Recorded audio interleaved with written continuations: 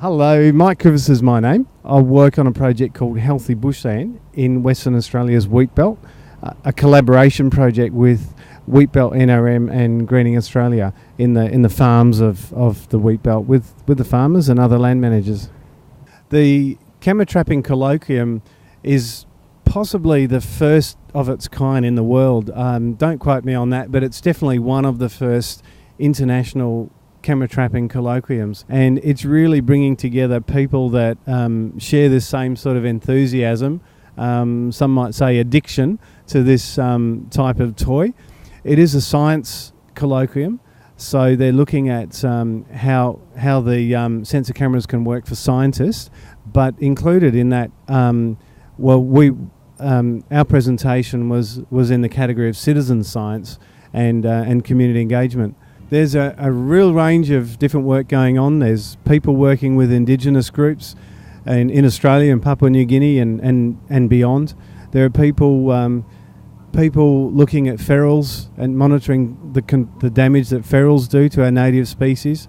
For example, there was work from Christmas Island in the Indian Ocean about pet cats and feral cats there that were really hammering very small lizards endemic to the islands and some birds, endemic birds as well, and producing some very vivid video images of what the cats are doing, and it immediately convinced the local people to take a lot more control of their pets. There's people there's a guy from New Zealand presenting on the problems that Aussie possums are wreaking over there with some of their endemic fauna.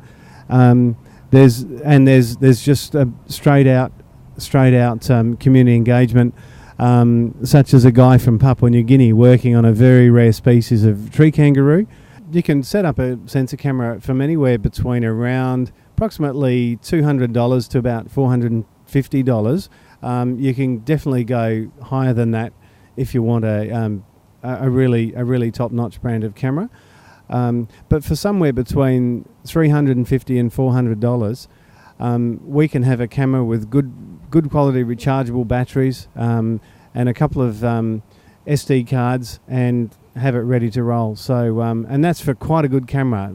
There are good cameras that are cheaper than that as well.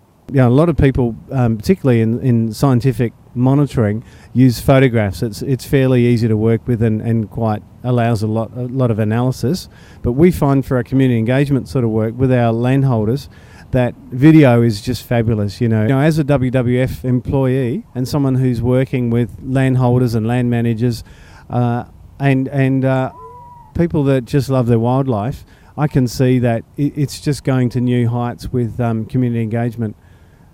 It's really providing the wow factor, and just goes back to what Phil Lewis and myself call the 3 E's: to engage, to educate, and to enthuse. And if you can do all of those three, it's a secret to success. People are on board and really happy to work with you. Well, yeah, we use these cameras for, it's really for community engagement. We're using the cameras with a bit of training with the people that we work with, and generally they're people that have their own patches of bushland, native vegetation, and there may be a patch of bush that's perhaps 30 or 40 hectares, or it may be some of those guys out there have got patches of bush that's over 1,000 hectares, really big, and really they're not really sure, nobody's really knows what exactly lives in the bush, so we put them in a special spot in the bush and then come and check them, and it might be in a fortnight's time, might be in a month's time, and it's really, really exciting. Everybody loves checking the sensor cameras to see what animals have passed by.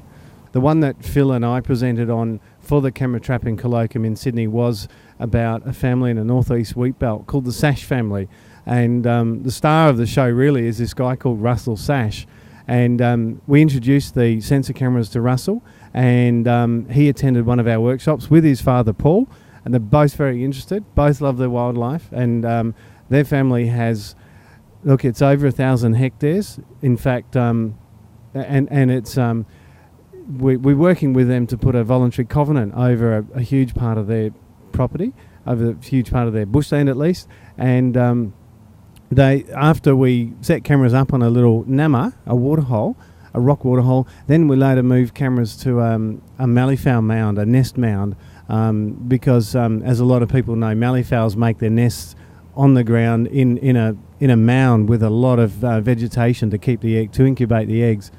Russell had a couple of malleefowl mounds he'd been watching, and we invited him to come and join us to set the cameras on the mounds, and found that, and basically helped him set the cameras up, and bit by bit Russell started operating the cameras on his own, and now he's quite an expert in monitoring those malleefowls. The malleefowls are really, really interesting to watch.